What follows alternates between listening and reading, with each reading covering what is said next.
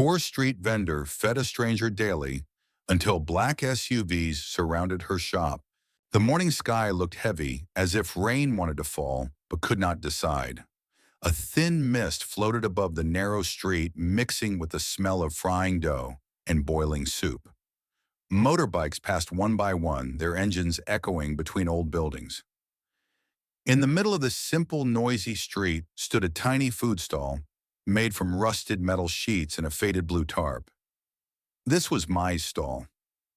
Mai woke before the sun every day.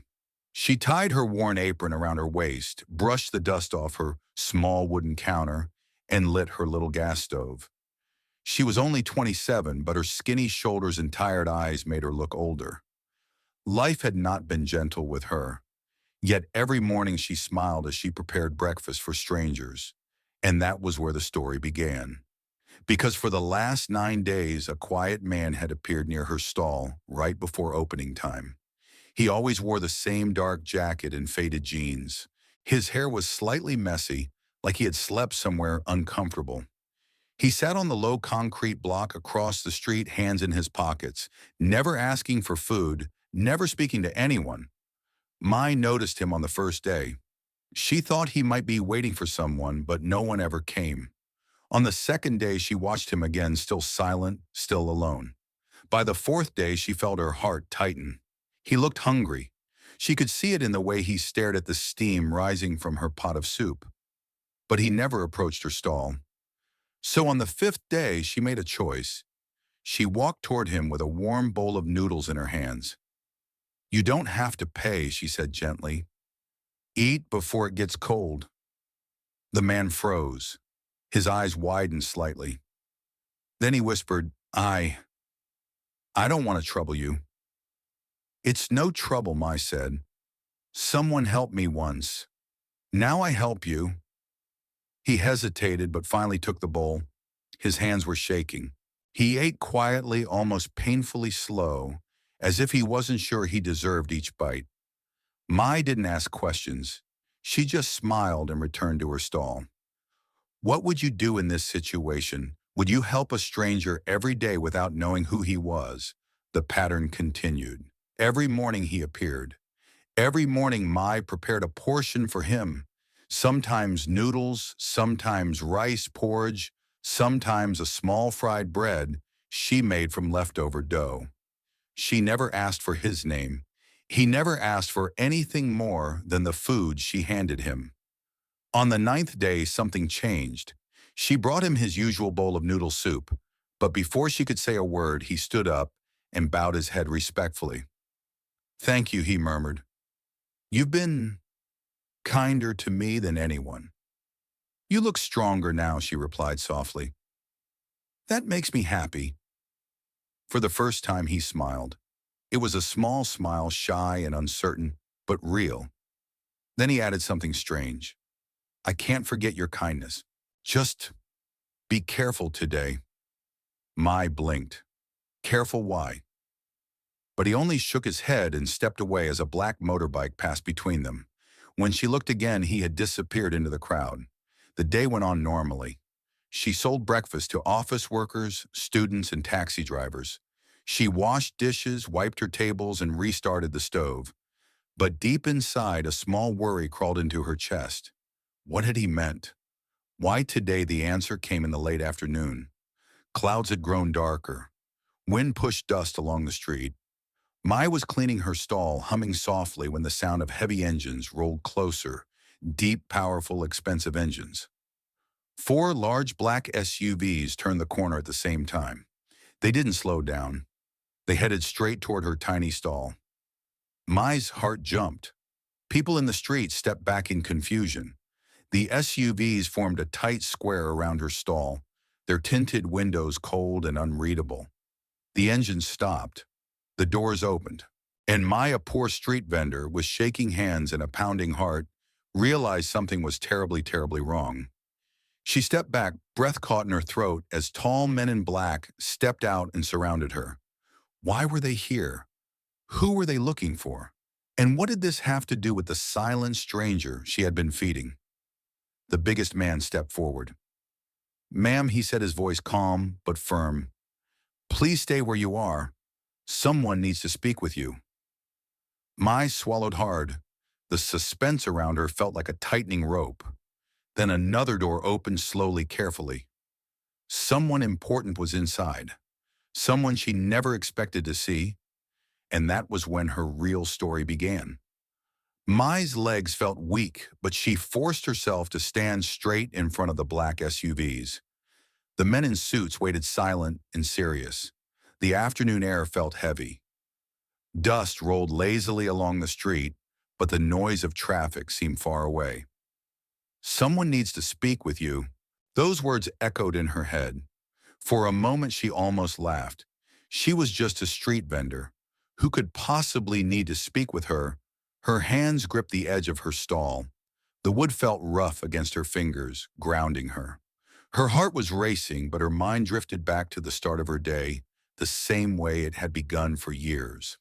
That morning before the sky turned gray and the SUVs appeared, Mai had woken up in the small room she shared with her mother. The room was their whole world. It was on the third floor of an old building. The walls were cracked and stained. The window frame was broken on one side and could not close properly. When it rained, they had to put a plastic sheet against the gap so the water would not come in. Two thin mattresses lay on the floor, separated by a narrow space just wide enough for a pair of feet. Mai's mother coughed softly in the dim light. Mai, is it morning already? Her mother asked. Yes, Mai replied gently, using the word for mom without thinking about it. Go back to sleep a bit more. I'll make tea. Her mother's hand searched for hers. It was thin with blue veins visible under the skin. Don't forget to eat, her mother whispered. You always give everything to customers and strangers. Mai smiled, though her chest hurt. I can't sell food with an empty stomach, right? They both knew it wasn't true. Many days Mai ate only what was left after everyone else had eaten. Her mother's illness had started 3 years earlier. At first it was only a cough and tired legs. Then it became harder for her to breathe. The clinic doctor said it was a chronic lung problem. They gave medicine, but it was expensive. Too expensive for a woman who sold food on the street. On the low shelf near the mattress stood several medicine boxes, some half empty. Some were already long finished. Mai tried not to look at them too much. Each box was another reminder of money they didn't have. Did the landlord say anything? Her mother asked quietly. Not yet, Mai lied. But she heard the landlord's words loud in her memory from the night before. If you can't pay the rest of last month's rent by Friday, I will have to give the room to someone else, Mai. He had set his hands on his hips. I've been patient, but I also have bills. I understand, Mai had answered, keeping her voice calm. Please, just a few more days. I will sell more. I promise. Promises don't pay the electricity, he replied, but he did not push further. He simply sighed and walked down the stairs. Now in the morning light, Mai boiled water on a tiny electric stove and brewed weak tea in a chipped cup. She poured a little into a second cup and placed it by her mother's mattress. You rest today, me. If you feel dizzy, don't try to get up alone. Wait for me or call Mrs. Land next door, okay? Her mother smiled sadly. You are like the parent now. No, I'm just your daughter, Mai said, touching her mother's forehead. It felt warm, but not too hot. And I'll bring you something nice if I sell well. She didn't say what she was really thinking. She was thinking about the debt to the medicine shop, about the unpaid bill at the clinic, about the old loan her ex-husband had taken in her name before he disappeared 2 years ago, leaving only papers and collectors behind. Sometimes late at night, shame covered her like a heavy blanket. She was behind on rent, behind on bills, and always one bad day away from disaster. She worried what would happen to her mother if she got sick herself, or if the police decided to move all vendors away from the street. But in the morning, she had no time for fear. Her routine was simple, repetitive, and tiring. She carried heavy bags of flour, vegetables, and bones for broth down 3 flights of narrow stairs. She balanced 2 big pots, one in each hand, walking slowly to her corner of the street. She set up her stall metal frame, blue tarp folding, table plastic stools. She cleaned everything herself. There was no helper. There was no one else. And even when her back screamed in pain, even when her fingers were numb from washing dishes in cold water, Mai always found a way to be kind. She gave an extra spoonful of soup to the old security guard, who always smiled but never complained about the price. She quietly added more vegetables to the bowl of a young factory worker she knew sent most of his money to his parents in the countryside. When a schoolgirl forgot her wallet one day, Mai told her, "Pay me when you can. Today you eat first." "Ma, you are too soft," her neighbor Mrs. Lon often said as she sold cigarettes and bottled water nearby. "You think kindness will pay your rent?" Mai would answer with a tired smile. "Kindness paid my life once." She remembered being 16 and hungry with her father just gone in an accident and her mother crying every night. Back then, a woman at the market had given her a part-time job and free meals. That kindness had kept them alive long enough to move to the city. "How can I forget," that she said softly one evening as she and Mrs. Lon closed their stalls. "But you must think of yourself too," Mrs. Lon replied. "And your mother. You can't carry everyone." Mai knew her neighbor was right, but she also knew something else when she saw someone hungry. Something inside her refused to stay silent. Maybe that was why she started feeding the quiet stranger every morning. "Are you sure he's not dangerous?" Mrs. Lane had whispered one day after the man left. "He doesn't talk. He doesn't smile. He just sits there." "It's strange. He's just lost," Mai said. "You can see it in his eyes." "Lost people can still cause trouble," Mrs. Land muttered. But Mai shook her head. "He always thanks me. He never asks for more. Sometimes people have nothing but pride left. I think he used to have a better life." "How do you know?" Mrs. Lon asked. "I don't. I just feel it." Have you ever looked at someone and felt that they were broken inside, even if their clothes look normal? Sometimes you don't need details. You just know. On the ninth morning when he warned her, "Be careful today," his eyes had held something like regret. She thought about that now, with the SUVs around her. Back on the street in the present moment, Mai stood facing the tall man in a black suit. Who, who wants to speak with me?" she asked, her voice shaking. The man's expression stayed serious, but not unkind. "Our employer," he said. "He asked us to bring you to him. He said you would understand if we mentioned the stranger you have been feeding." Mai's heart stopped for a second. "The stranger," she repeated. "You know him?" The man nodded once. "Yes, ma'am.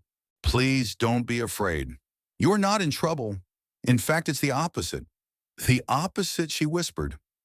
Another SUV door opened just enough for Mai to see a glimpse of a polished leather shoe and the edge of a dark suit inside. The windows were still heavily tinted, hiding the person from view. The man in front of her stepped aside and gestured to the open door.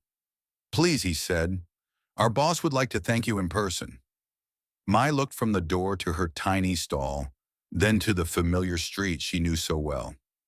Everything around her, the cracked sidewalk, the tangled wires above, the smell of garlic and oil, suddenly felt fragile, like a scene in someone else's dream. Her mind flashed to her mother lying in their small room, to the unpaid rent, to the stranger's thin hands holding the bowl of soup every morning. She swallowed hard. If she stepped into that car, nothing would be the same again. She took one slow breath, wiped her palms on her apron, and moved one shaky foot toward the open SUV door. Mai climbed into the SUV with slow, careful steps.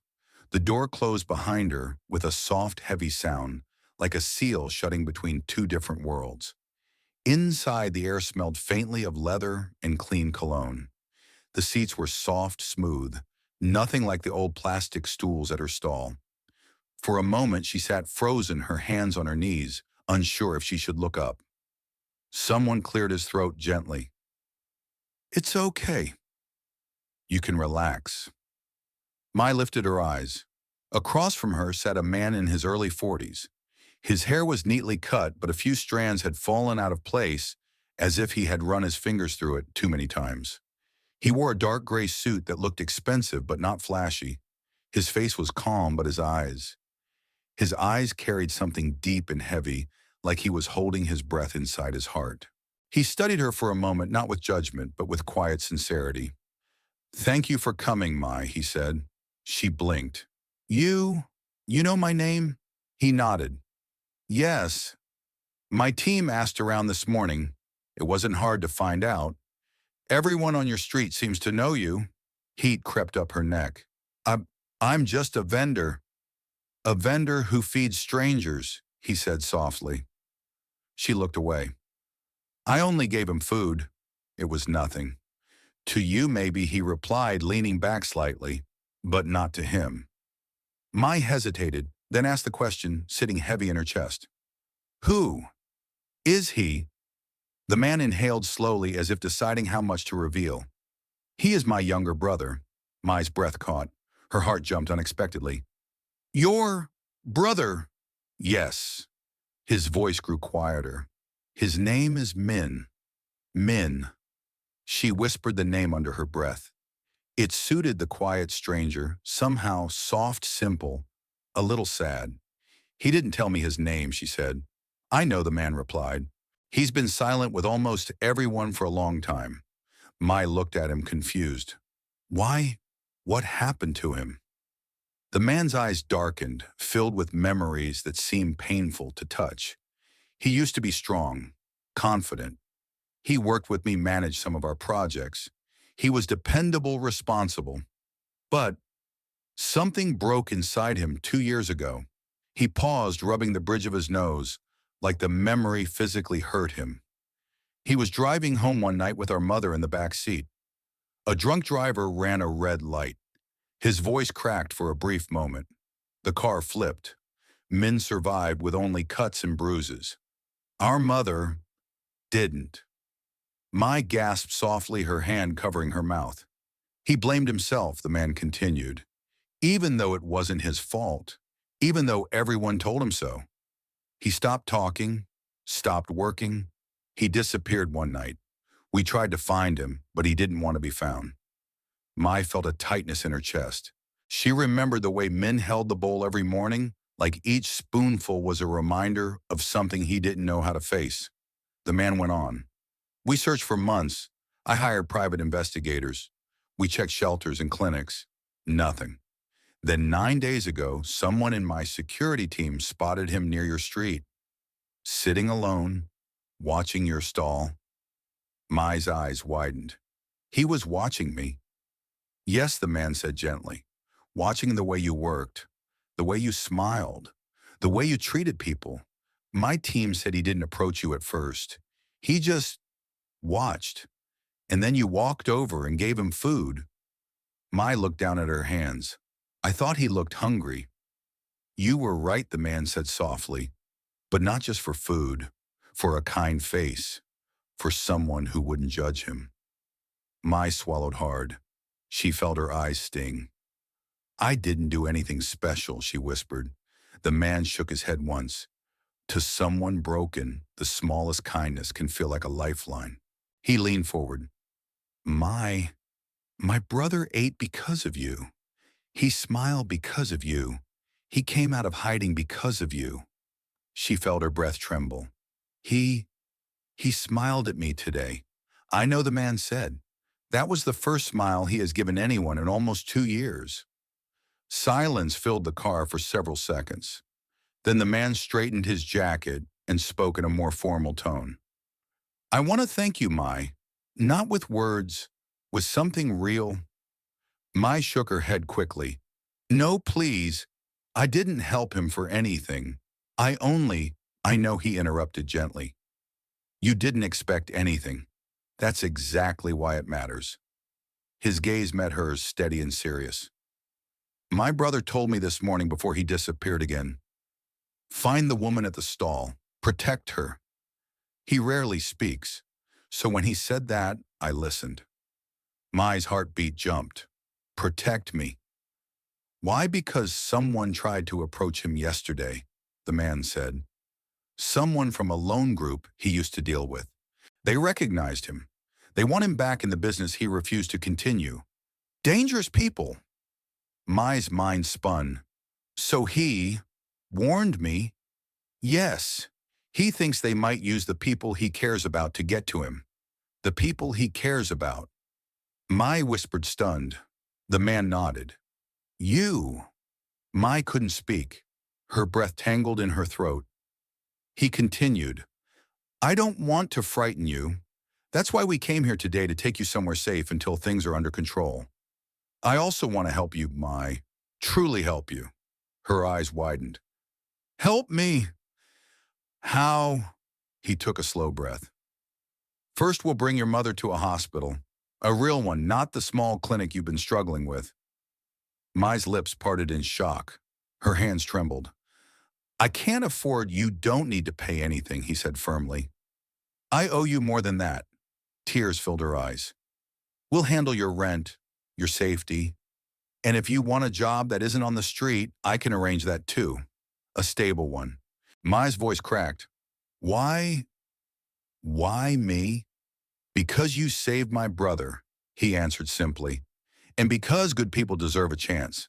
But before she could respond, the SUV slowed and turned into a private gate guarded by more security. The man looked at her. Mai, your life is about to change, and I hope you won't be afraid of what comes next. Outside the window stood a large modern building, glass walls, clean lines, and a feeling of power humming through the air. Their worlds were about to collide, and neither of them knew just how deeply their lives would become connected. The SUV stopped under a glass canopy. The building towered above them, elegant and cold, like a place made for people who never had to worry about rent or broken windows. Mai stared at it through the tinted glass, feeling as if she were watching someone else's life. The man beside her, who she finally learned his name from one of the guards, opened the door and stepped out first. He turned back to her. Come, he said gently. You're safe. Safe. The word felt strange on her tongue. Mai climbed out slowly. The ground beneath her feet was smooth and polished, nothing like the cracked pavement she walked on every day. Two guards stood by the entrance watching her with neutral faces. She clutched her hands together, afraid she might dirty something just by touching it. He noticed. Don't worry, he said with a small smile. No one here will harm you. She nodded, though her chest was still tight. Inside the lobby felt like another world. Cool air brushed her skin. Soft lights glowed from the ceiling. People in suits walked quickly from one glass office to another, carrying tablets and laptops. They all looked confident, almost too confident. Mai kept her head down. As she walked beside Hui, her mind drifted back to the scene earlier that day, the stranger Minh telling her, "Be careful today." She felt her heart squeeze. She hadn't realized she mattered to him at all. A woman in a business dress approached them. Sir, the meeting room is ready, she said. Goodhye replied, bring the documents in a moment, and please arrange for a doctor to meet us afterward. The woman nodded and hurried away. Mai frowned. A doctor for you, He said gently. And your mother. She shook her head quickly. No, please. I don't want trouble. I'll pay later.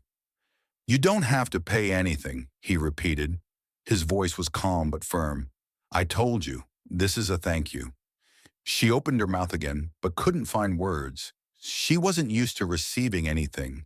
Her whole life she had been the one giving, even when she had almost nothing to give. They entered a private meeting room. It was small compared to the lobby, but still larger than her entire home. A long white table sat in the middle. A tray with water bottles and cookies waited on a side shelf. Mai sat on the edge of a chair. She couldn't relax. Hui sat across from her. For a moment, neither spoke. Then he leaned forward slightly. Mai, what do you need most right now? Her eyes widened. I don't understand. I want to help you, he said softly. Tell me honestly, what is your biggest worry? Mai looked at him then, at the table, then at her hands. She rubbed her palms together, trying to steady herself. My mother, she whispered. She can barely breathe some days. She needs real medicine, Real treatment. I nodded. We'll take care of that. But no buts. Silence stretched between them. Only after a long moment did Mai continue, her voice almost breaking. And rent. I'm behind. If we don't pay by Friday, the landlord will make us leave. That won't happen, Hui said. I'll send someone to speak with him. Mai closed her eyes. Her breath trembled. Relief hit her so hard she felt dizzy. But then something inside her twisted. I don't want anyone to think I'm using your family, she whispered. You're not, I said quietly. If anything, we are the ones who owe you. Her throat tightened. She looked at him, unsure how someone like him, rich, powerful, respected, could be speaking to her as if they were equals. A knock on the door interrupted her thoughts. A guard stepped in. Sir, he said, we found Min. Mai jumped to her feet. Is he okay? The guard nodded. He's safe. He's at the old warehouse district. He said he will wait there for you. Hai exhaled deeply, relief softening his face. Good. I'll go to him soon. Mai felt a strange pull inside her chest, fear and concern mixing together.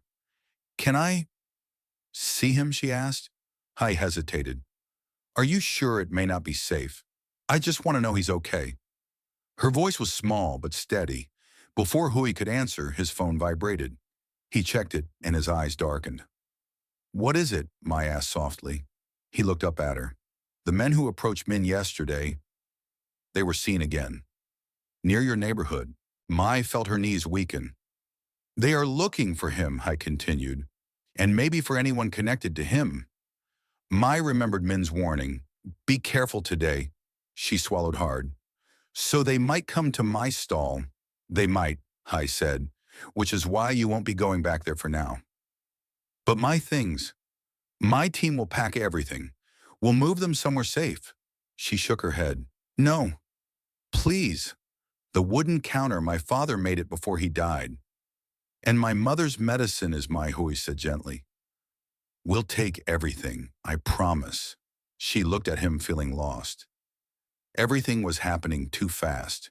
Her old life, her tiny room, her stall, her simple routine was disappearing, and she didn't know what waited on the other side. Before she could answer, the room door opened again. A woman in a white coat stepped inside. Are you Mai? The doctor asked. Mai nodded slowly. Please come with me, the doctor said kindly. We'll run a few checks to make sure you're okay. I'm fine, Mai said. The doctor smiled. Let's just make sure. Mai looked at Hui. He gave her a reassuring nod. You're safe now, he told her. And after your check, we'll go meet Min. Her breath caught.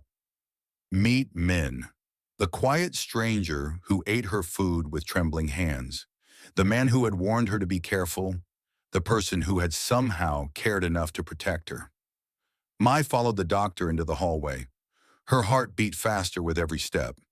She didn't know it yet, but the next time she saw Min, everything would change again, and this time the turning point would be even bigger. Mai followed the doctor down a quiet hall with soft lights and pale walls.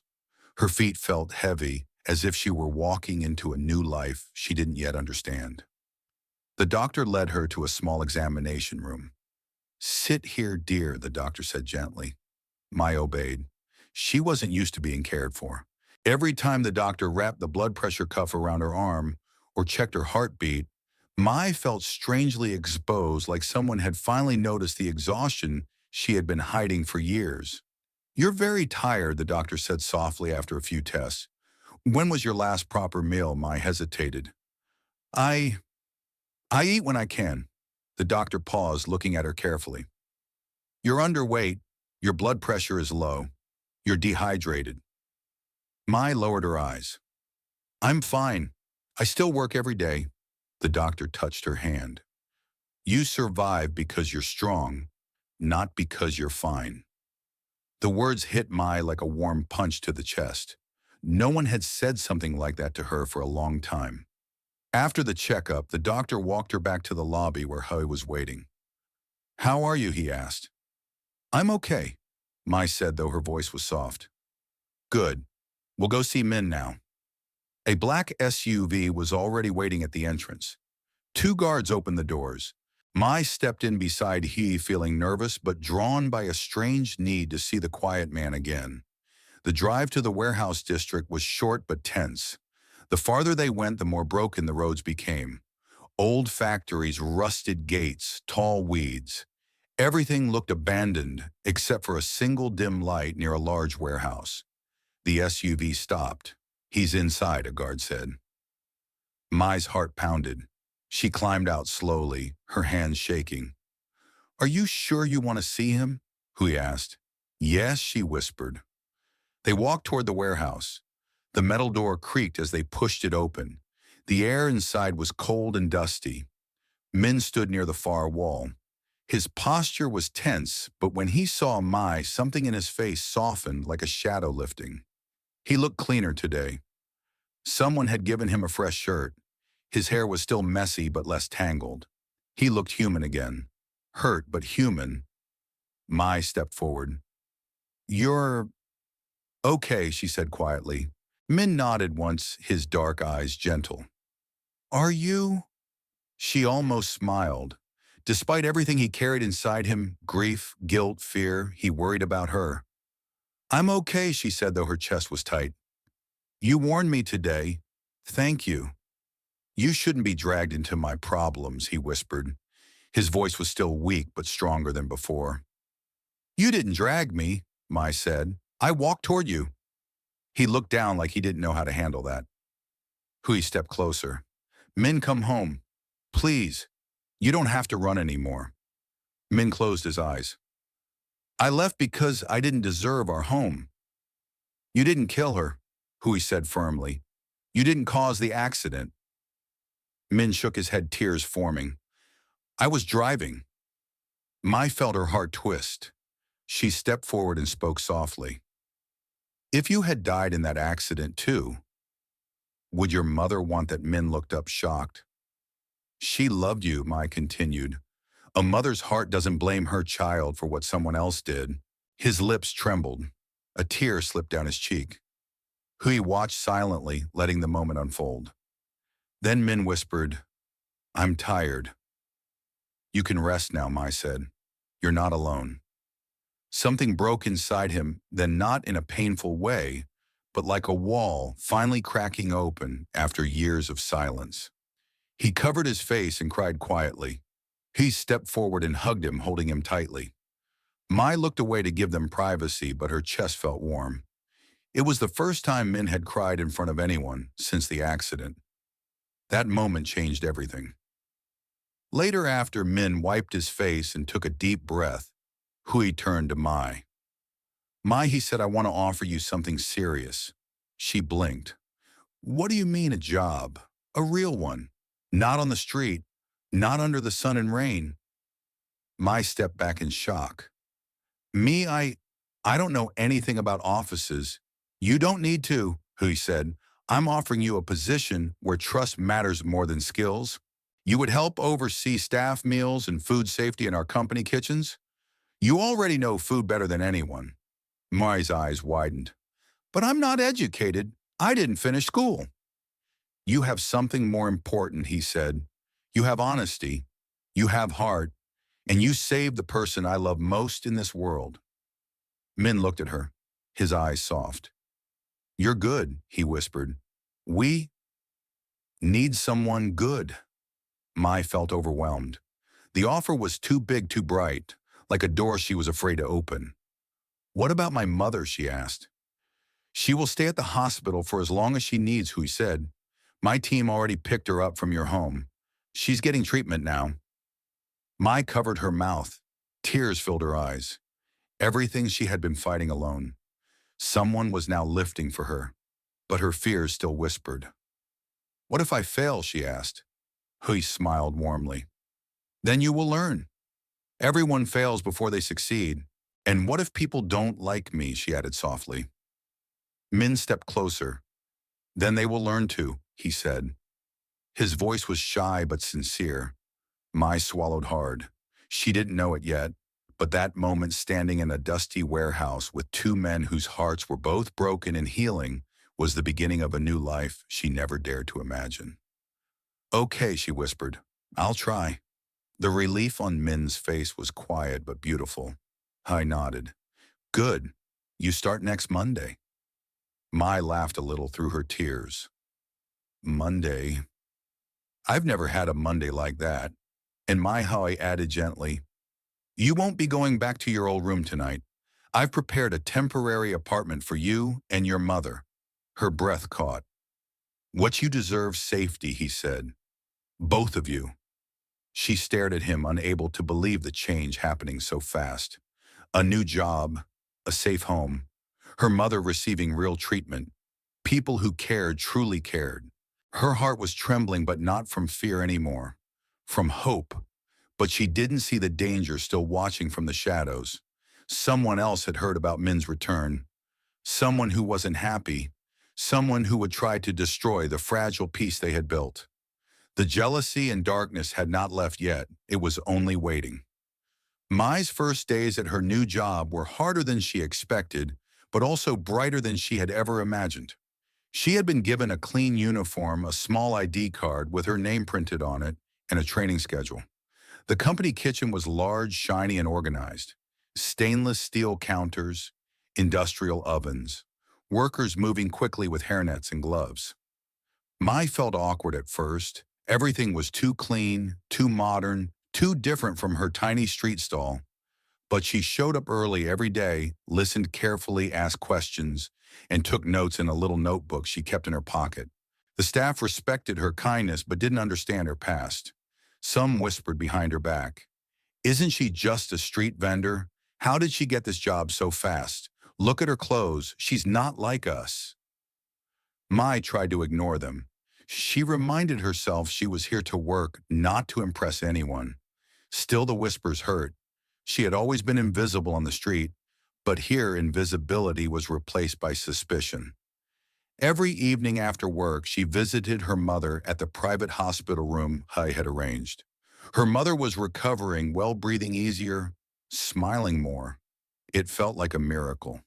And every evening, Min waited near the hospital entrance. Sometimes he sat on the bench, hands in his pockets. Sometimes he walked slowly along the sidewalk. He didn't talk much, but whenever he saw Mai, his face softened. "How was your day?" he often asked in a quiet voice.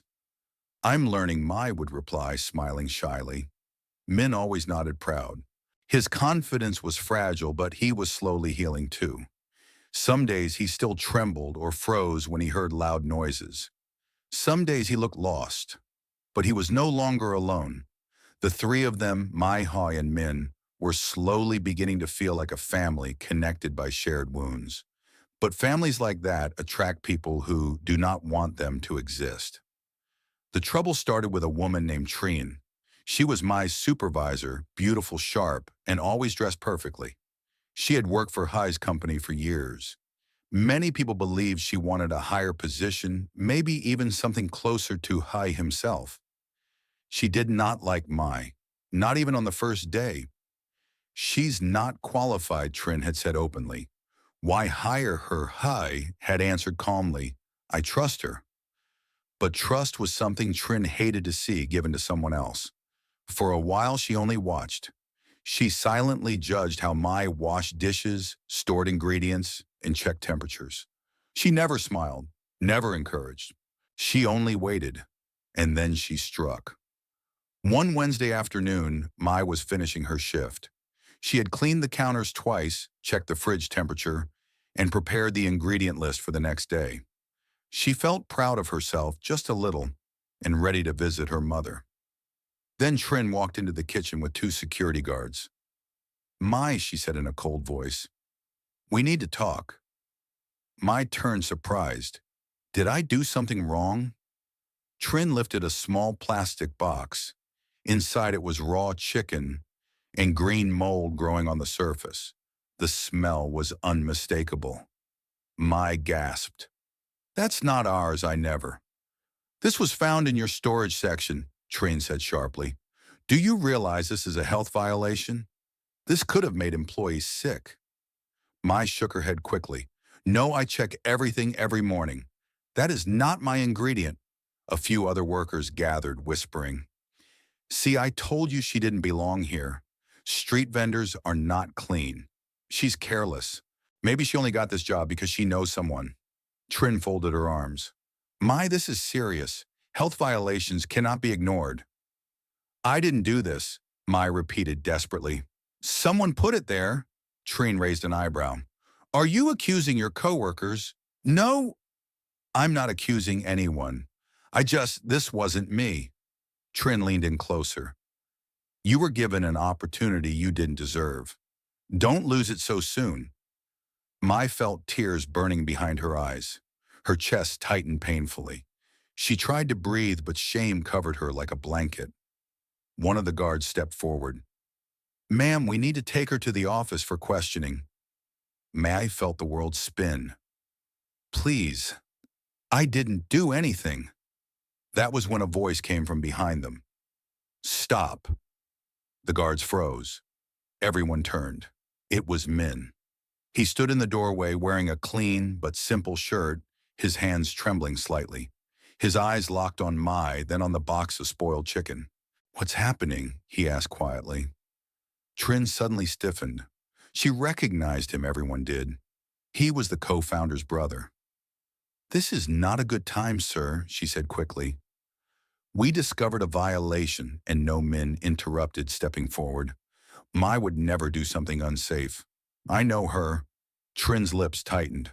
Sir, with respect, you don't work here. This is internal protocol. Hui's voice echoed next. I work here. Everyone whipped around. Hui entered the kitchen with calm, firm steps. His presence filled the entire room. Explain this, he ordered. Trin straightened. Sir, we discovered spoiled chicken in my section. It was hidden behind new stock. We believe she failed to check it properly. She didn't, Min said immediately. Someone planted it. Do you have proof? Trin snapped. No, Min said, but then your words mean nothing. Trin cut in. Before Min could speak, Hui stepped closer and inspected the box. He lifted the lid, sniffed the meat, then looked at Mai. Mai, he said softly, did you store this, Mai? Shook her head, tears falling silently. No, I swear, I check everything. Twice. Hai nodded slowly. Then he turned to the guards. Check every camera in this kitchen for the last 48 hours. Trin flinched. Sir, that's not necessary. It is, Hai said firmly. If Mai is guilty, we will see it. If someone else is, we will see that too. The guards hurried out. The room felt frozen. Workers stepped back, whispering nervously. Trin forced a smile. Sir, I was just trying to protect the company. Hui's eyes were cold. Were you? An hour later, they gathered in the small office. The head of security entered with a tablet. Sir, he said, we reviewed the footage. He tapped the screen. There in clear video, they saw Trin entering the storage room alone. She carried a box hidden under her coat. She looked around, then placed the spoiled chicken behind Mai's shelf. The kitchen workers gasped. Trin's face went white. That's not, I wasn't. I can explain? No need, Hui said softly but firmly. Your actions speak clearly. Trin dropped to her knees. Sir, please. I thought she... You tried to destroy someone innocent, Hai said. You are fired. Security will escort you out immediately. The guards took her by the arms. Trin cried and begged, but no one listened. As she disappeared down the hall, the room fell silent. Mai stood trembling, tears on her cheeks. Hui turned to her. You did nothing wrong, Mai. I'm sorry you were treated this way. Min stepped beside her. You're safe now. Suddenly, all the fear, humiliation, and stress of the last hour crashed inside her. Her knees buckled, but Min caught her gently before she fell. He held her arm, steadying her. You're okay, he whispered. Mai looked at him, really looked at him, his worried eyes, his trembling hands, his broken heart slowly mending.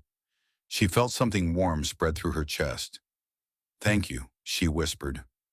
He stepped closer, giving her a reassuring nod. This won't happen again. But even as he said those words, a dark shadow remained in the back of his eyes.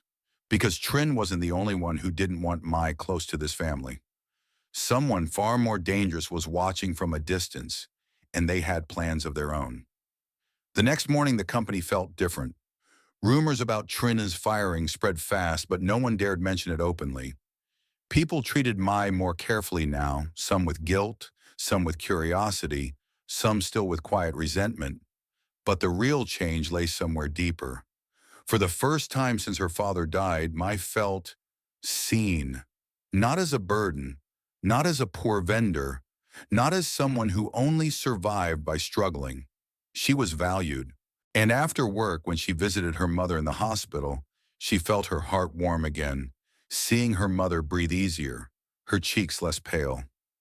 Mai, her mother whispered, touching her hand, "You're glowing." Mai laughed softly. "No, I'm just tired." "Tired people don't glow," her mother said gently. "Something good is happening." Mai looked away shyly. She didn't know how to explain everything without crying.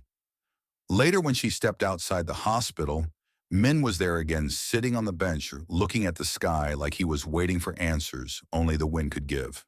He stood up when he saw her. "How is your mother?" he asked. "Much better," Mai answered. "The doctor said she will recover well with continued treatment." "I'm glad," Min said quietly. "You deserve that." They walked slowly along the sidewalk. The sunset washed the buildings in soft orange. Min stopped after a moment. "Mai," he said in a hesitant voice, "I'm sorry for what happened at work. You were hurt because of me." She shook her head. "No, that wasn't your fault. Some people just didn't want me there." "They will," he said. "One day, when they know who you are." His sincerity made her chest tighten. "And who am I?" she asked in a light tone, half joking. Min hesitated, then looked at her carefully. "You're the person who helped me when I didn't deserve anything." My smile faltered.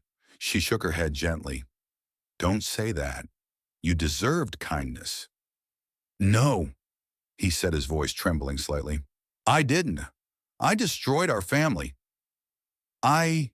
You didn't destroy anything," Maya interrupted softly. "You survived something terrible. That's not the same."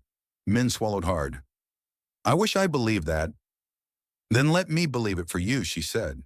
For a moment, neither of them spoke. The air felt heavy and warm. Cars passed slowly nearby, honking softly in the evening traffic.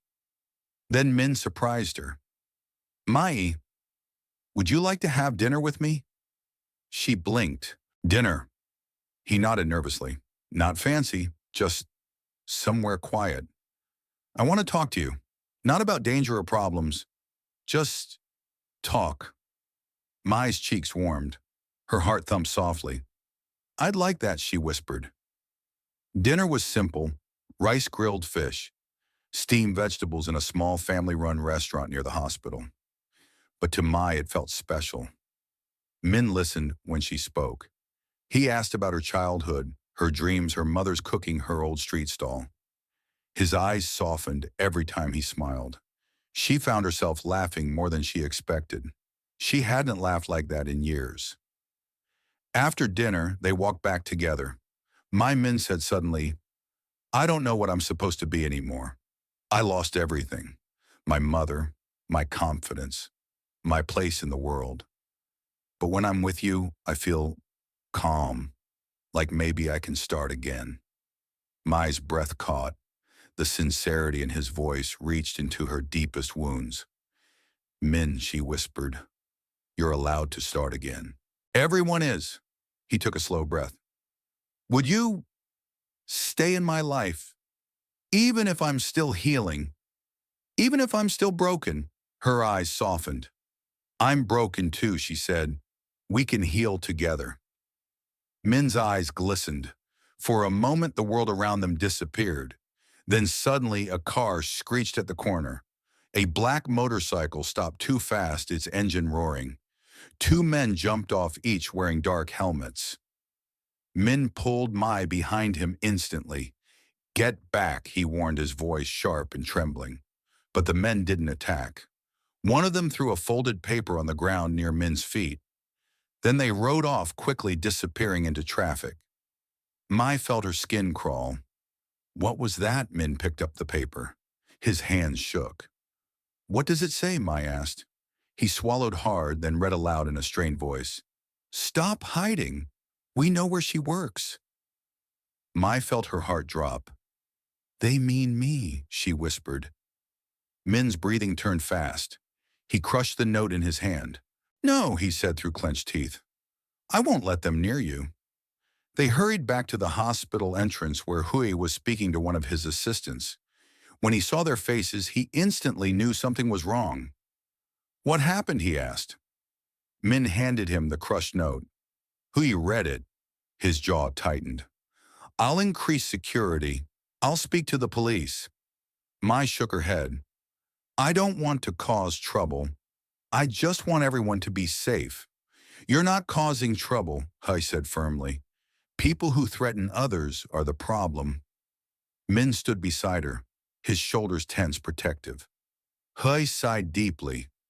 Mai, something else happened today. Mai's eyes widened. What a man tried to ask about you at your old neighborhood. He pretended to be a relative. The landlord got suspicious and called one of our guards. Mai froze. Her chest tightened again. They're looking for you, Min whispered. They want to use you to control me. Hui nodded. But they won't get near her. I'll make sure of that.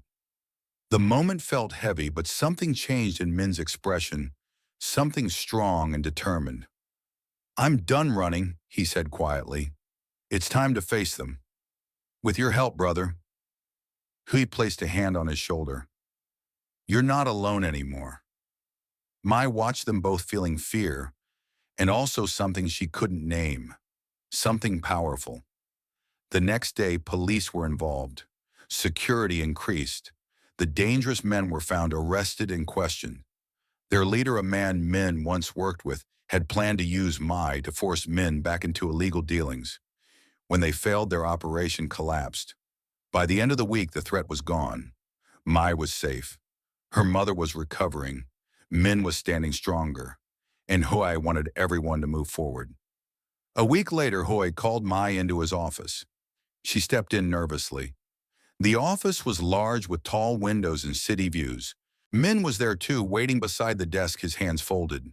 Hui said warmly, You've been doing well at work. Better than anyone expected. Mai bowed her head shyly. Thank you. And Hui continued. We've officially cleared your record. Everyone knows you weren't responsible for the incident. She nodded. Then Hui stepped aside. Min has something to tell you. Mai's heart jumped. Min approached her slowly. Mai, he said, voice trembling. You changed something inside me. You helped me see the world again. You helped me breathe again. She felt tears rise. He continued. I want you in my life, not because you saved me, but because you see me, the real me, even the broken parts. Mai covered her mouth. Min gently held her hands. Would you stay with me, not just as the kind woman who fed me, but as someone I can love, someone I can protect and build a future with? Mai's tears fell softly. She nodded, her voice breaking. Yes, I want that too. Min smiled, a warm, full, beautiful smile that she had never seen before. It was like watching someone come back to life. Hui clapped lightly. Good. Then let's build a new beginning. Together. And just like that, the wounds in all their hearts began to close. Not completely, not suddenly, but honestly. Mai didn't just find safety. She found a home. She found healing. She found love. And she found a new start for all of them. The morning light in Mai's new apartment felt different from anything she had known before. It was warm, soft, and peaceful. No leaking roof, no cracked walls, no fear of eviction, just quiet sunlight settling gently over the clean floor and the small table where she now made breakfast. Her mother sat nearby, wrapped in a warm blanket, Sipping tea, the doctor recommended. Her cheeks had color again, her breathing easier. Every now and then she looked at Mai with a smile that carried gratitude and disbelief. "You look happy," her mother said softly. Mai touched her own cheek, surprised to find herself smiling without even realizing it. "I am," she admitted. "I think for the first time in a long time." Outside, she heard a familiar knock. The door opened, and Min stepped inside with a shy smile and a small bag of fruit. "Good morning," he said. Her mother laughed gently. "You come here every morning now." Min blushed a little. "It feels strange not to check if you're okay." Mai rolled her eyes playfully. "We're fine. I promise." Min set the fruit down and looked at Mai with quiet warmth. "Still, it makes me happy to be here." He wasn't the same silent stranger she once fed on the street. He still carried scars, still had quiet days when memories weighed on him. But he talked more now. He smiled more. He let himself hope. After breakfast, they walked together to the small garden near the building. Children played, birds chirped, and old men read newspapers on wooden benches. People greeted Mai with soft nods. She was no longer the frightened woman hiding behind her street stall. She was part of a new world now. Min sat beside her on a bench under a tree. "Mai," he said gently, "I still have bad days. Days when I feel guilty. Days when the accident comes back to me." Mai reached for his hand. "Then we faced those days together." He squeezed her hand lightly. "And your bad days too." She nodded. "We'll help each other." They sat quietly watching the leaves rustle in the wind. It wasn't dramatic. It wasn't loud. It was the kind of peace people pray for. Later that week, Mai returned to her new job with more confidence. Her co-workers treated her differently now, some respectfully, some even kindly. Only a few still whispered, but their voices no longer pierced her the way they once did. She had survived worse, and she had people who believed in her. He visited often, bringing updates about her mother's treatment or checking if she needed anything. Sometimes he joined them for dinner, laughing more freely than before. Losing their mother had left scars on both brothers, but Mai's presence softened old shadows. One evening, the three of them shared a meal at Mai's apartment. After dessert, her mother looked at them warmly. "You three look like a family already," she said. Min froze, his face turning pink. Mai felt her heart race, but she didn't look away. Hui smiled. "Maybe that's because we are one now." Mai lowered her head, hiding a shy smile. Min looked at her, his gaze full of quiet certainty. A new beginning, a new family, a new life built from nothing but kindness and courage. Life doesn't always reward the strongest. Sometimes it rewards the kindest. Mai had nothing, no money, no status, no protection. But she shared what little she had, even when she was tired, even when she was scared, even when people judged her. And that simple act of feeding a stranger changed everything. Kindness travels farther than we ever expect. You never know whose life you might touch with a small gesture. You never know who might return one day with gratitude, protection, or love. Never look down on someone because of where they stand today. Sometimes the poorest hearts carry the richest strength, and sometimes the people you help in silence become the ones who lift you higher than you ever imagined. What did you learn from this story? Have you ever helped someone without expecting anything in return? Tell me in the comments. I read them all. If this story touched your heart, please like the video, share it with someone who believes in kindness, and subscribe for more emotional life stories every week. Your support means everything. More beautiful stories are coming soon.